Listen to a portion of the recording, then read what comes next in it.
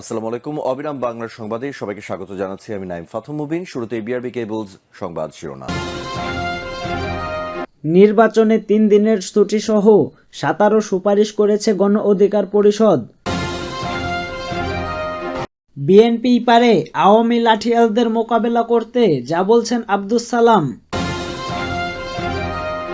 যারা বেহায়াপনা ও হত্যা গুম করেছে, দেশবাসী তাদের ক্ষমা করবে না, এনাম। স্বৈরাচার যেন পুনর্বাসিত হতে না পারে, যা বললেন তারেক রহমান। নির্বাচনে ৩ দিনের ছুটিসহ ১৭ সুপারিশ করেছে গণ অধিকার পরিষদ। সোমবার নির্বাচনী ব্যবস্থার সংস্কার কমিশনের কাছে এমন সুপারিশ করে দলটি। গণ অধিকার পরিষদের সাধারণ সম্পাদক রাশেদ খান সাংবাদিকদের বলেন, সোমবার সংস্কার কমিশনের কাছে সুপারিশ দেওয়ার শেষ দিন ছিল, কিন্তু এদিন অফিসে এসে তাদের পাওয়া যায়নি, তাই আমরা ইমেইলের মাধ্যমে সুপারিশ দিয়েছি।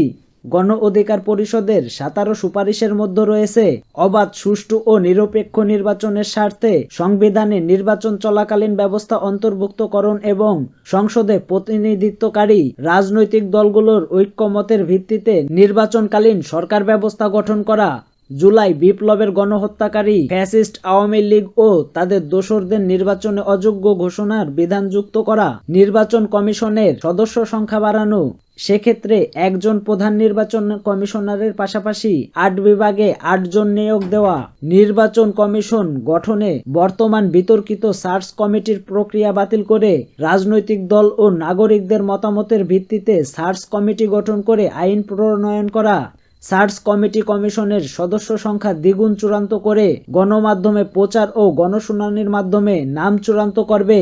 রাষ্ট্রপতি ওই নাম থেকে প্রধান নির্বাচন কমিশনার ও অন্য কমিশনারদের নিয়োগ দেবেন। একই সঙ্গে রাজনৈতিক দলগুলোর মতামতের ভিত্তিতে নির্বাচন কমিশনের সচিব নিয়োগ, দ্বিকক্ষ বিশিষ্ট সংসদ এবং উচ্চ কক্ষে ১০০ ও নিম্ন কক্ষে আসন ৩০০, নিম্ন কক্ষে সরাসরি ভোট এবং উচ্চ কক্ষে নির্বাচনে অংশগ্রহণকারী রাজনৈতিক দলগুলোর প্রাপ্ত ভোটে সংখ্যানুপাতিক হারে আসন নির্ধারণ, স্বীকৃতি, দুর্নীতিবাজ, অর্থ পাচারকারী মাফিয়াদের নির্বাচনে অযোগ্য ঘোষণা করার বিধান যুক্ত করা, ইভিএম ব্যবস্থা বাতিল করা, প্রবাসীদের ভোটাধিকার প্রদান, নির্বাচনের প্রার্থী হওয়ার বিধান যুক্ত হওয়া, নির্বাচনে কোনো প্রার্থী, ভোটার, সমর্থক, প্রার্থী এজেন্টের প্রভাব বিস্তারে যদি নির্বাচন বিঘ্নিত হয়, এমন অনিয়ম বিশৃঙ্খলায় জড়িত হলে ১০ বছরের জেল এবং ১ কোটি টাকা জরিমানার বিধান রাখা, জেলা জজদের নিয়ে ট্রাইব্যুনাল গঠন এবং ৬ মাসের মধ্যে নির্বাচন ট্রাইব্যুনালের নির্বাচন সংক্রান্ত অভিযোগের নিষ্পত্তি করা, রাজনৈতিক সংশ্লিষ্ট ব্যক্তিদের নির্বাচনে প্রিজাইডিং ও সরকারি প্রিজাইডিং অফিসার না করা, ভোট গ্রহণের ৭ থেকে ১০ দিনের আগে সম্ভাব্য চূড়ান্ত ভোট গ্রহণ কর্মকর্তা কর্মচারীদের তালিকার প্রতিদ্বন্দ্বী প্রার্থীর কাছে প্রদান করা, প্রধান নির্বাচন কমিশনার এবং অন্যান্য কমিশনার নির্বাচনে কোনো পক্ষতামূলক ভূমিকা ও নির্বাচনকে প্রভাবিত করার চেষ্টায় প্রমাণিত হলে ১০ বছরের জেল এবং ১০ কোটি টাকা জরিমানার বিধান রাখা। এছাড়া নির্বাচন সংক্রান্ত সুচারুভাবে সম্পন্ন করতে নির্বাচন কমিশনের স্বতন্ত্র ক্যাডার ও প্রয়োজনীয় জনবল নিয়োগ, নির্বাচনকালীন জনপ্রশাসন ও স্বরাষ্ট্র মন্ত্রণালয়কে পুরোপুরি নির্বাচন কমিশনের ওপর ন্যস্ত করা এবং নির্বাচন কমিশন কর্তৃক ভোটে অনিয়ম, কারচুপি ও ক্ষমতার অপব্যবহারের শাস্তিপ্রাপ্ত কাউকে আদালত অনুমতি ছাড়া শাস্তি প্রত্যাহার না করা, জাতীয় পরিচয়পত্রের সব কার্যক্রম নির্বাচন কমিশনের ন্যস্ত করার পাশাপাশি এর নিরাপত্তা বিধান নির্বাচন কমিশনকে প্রয়োজনীয় সব সহযোগিতা প্রদান করা। বিএনপি পারে আওয়ামী লাঠিয়ালদের মোকাবেলা করতে, যা বলছেন আব্দুস সালাম। ষড়যন্ত্র এখনো চলছে অভিযোগ করে বিএনপি চেয়ারপারসনের উপদেষ্টা কাউন্সিলের সদস্য আব্দুস সালাম বলেছেন, ফ্যাসিবাদী আওয়ামী সরকারের পতন হলেও তাদের দোসররা ষড়যন্ত্র করে দেশে অস্থিরতা সৃষ্টি করতে চায়। এই অস্থিরতা মোকাবেলা করার জন্য তারেক রহমানের নেতৃত্বে বিএনপি ছাড়া কি আর কেউ আছে? আওয়ামী লাঠিয়ালদের মোকাবেলা করতে পারে একমাত্র বিএনপি। আব্দুস সালাম বলেন, নির্বাচন কিন্তু এখনো ঘোষণা হয়নি, তবে নির্বাচন কমিশন গঠিত হয়েছে। এজন্য আমরা ধন্যবাদ জানাই। আশা করি অতিবিলম্বে অন্তর্বর্তী সরকার নির্বাচনী রোডম্যাপ ঘোষণা করবে। তিনি বলেন, রাজপথে এলাকায় এলাকায় ওই খুনিদের মোকাবিলা করার জন্য বিএনপিকে দরকার। আমরা এখনো মাঠে আছি। গণতন্ত্র যে পর্যন্ত ফিরে না আসে, ভোটের তারিখ যে পর্যন্ত না দেওয়া হবে, নির্বাচন যে পর্যন্ত শেষ না হবে, সে পর্যন্ত আমাদের রাজপথে থাকতে হবে। বিএনপির এই জ্যেষ্ঠ নেতা বলেন, একাদশ জাতীয় সংসদ নির্বাচনে রাতের বেলায় ভোটের রেজাল্ট পাল্টে দেওয়া হয়েছে। আমি 2018 সালে জেতার পরও আমাকে জিততে দেয়নি। এজন্য এবার মা বোন মুরব্বী ব্যবসায়ী সবাইকে নিয়ে মহল্লায় মহল্লায় ঐক্য গড়ে তুলতে হবে। নেতাকর্মীদের নির্দেশনা দিয়ে আব্দুস সালাম বলেন, বিএনপি বরাবরই জনগণের ভোটে বিজয়ী হয়ে ক্ষমতায় এসেছে। আগামী নির্বাচনেও আমাদের জনগণের ভোটে নির্বাচিত হতে হবে। এজন্য জনগণের মন জয় করতে হবে। আমরা সন্ত্রাস, চাঁদাবাজি কিংবা কোনো খারাপ কাজে বিশ্বাস করি না। যারা বেহায়াপনা ও হত্যা গুম করেছে, দেশবাসী তাদের ক্ষমা করবে না। এনাম। ঢাকা মহানগর দক্ষিণ যুব দলের আহ্বায়ক খন্দকার এনামুল হক এনাম বলেছেন, যারা দেশকে অকার্যকর রাষ্ট্রে পরিণত করেছিল, বেহায়াপনা করেছে, গুম খুন করেছে, দেশব্যাপী তাদের ক্ষমা করবে না। তিনি বলেন, গণতন্ত্রের প্রশ্নে ও দেশের স্বার্থে আমরা বর্তমান অন্তর্বর্তীকালীন সরকারকে সমর্থন দিয়ে যাচ্ছি। ছাত্র জনতার রক্তের বিনিময়ে পাওয়া এই অর্জন নস্যাৎ হতে দেওয়া যাবে না।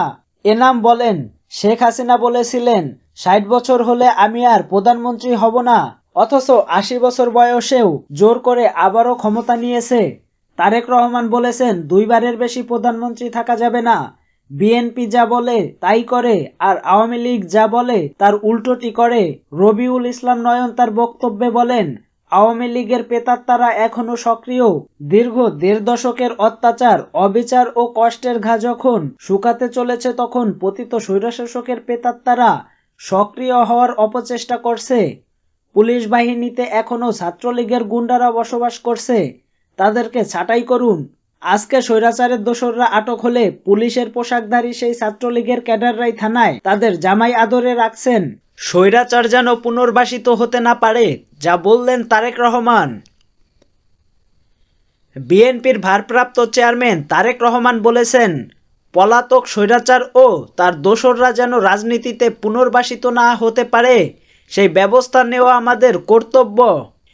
এজন্য যথাযথ আইন ও রাজনৈতিক পদক্ষেপ নেওয়া প্রয়োজন।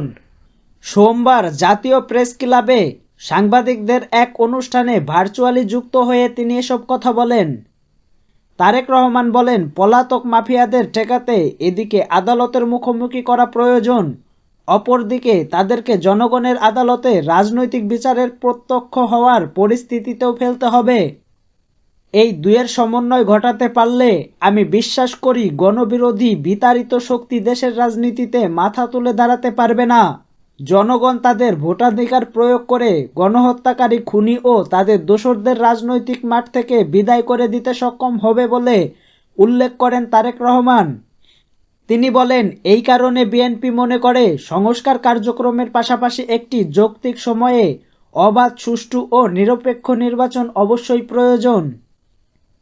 বিএনপির শীর্ষ এই নেতা বলেন, একটি নির্বাচনের জন্য যেমন গণ অভ্যুত্থান হয়নি, এটি যেমন বাস্তবতা, অপরদিকে নির্মম বাস্তবতা ছিল জনগণকে রাজনৈতিক ক্ষমতাহীন রেখে নির্বাচন ছাড়া বারবার দেশে ফ্যাসিবাদী শাসন কায়েম করতে সক্ষম হয়েছিল। সংস্কার আগে নাকি নির্বাচন আগে, এই ধরনের প্রশ্ন তুলে জনমনে বিভ্রান্তি সৃষ্টির অপচেষ্টা চলছে বলে মন্তব্য করেন তারেক রহমান। তিনি বলেন, অন্তর্বর্তী সরকারের সংস্কার কার্যক্রম নিয়ে বিএনপির কোনো বিরোধ নেই। সংস্কার আগে নাকি নির্বাচন আগে, যারা এই ধরনের প্রশ্ন তুলে জনমনের বিভ্রান্তি সৃষ্টির অপচেষ্টায় লিপ্ত হয়েছেন বলে মন্তব্য করেন তারেক রহমান। তিনি আরো বলেন, বিএনপি মনে করে সংস্কার কার্যক্রম এটি কোনো শেষ হওয়ার বিষয় নয়। একজন সংস্কার কার্যক্রম শুরু করলে আরেকজন প্রয়োজনীয় সংস্কার এগিয়ে নিয়ে যায়, কারণ সংস্কার একটি চলমান প্রক্রিয়া। তবে সরকার কিংবা সরকারের বাইরে আমাদের প্রত্যেকে মনে রাখা দরকার, গণতান্ত্রিক রাজনৈতিক সংস্কৃত গুণগত উত্তরণ ছাড়া পুঁথিগত সংস্কার অনেকটা অকার্যকর।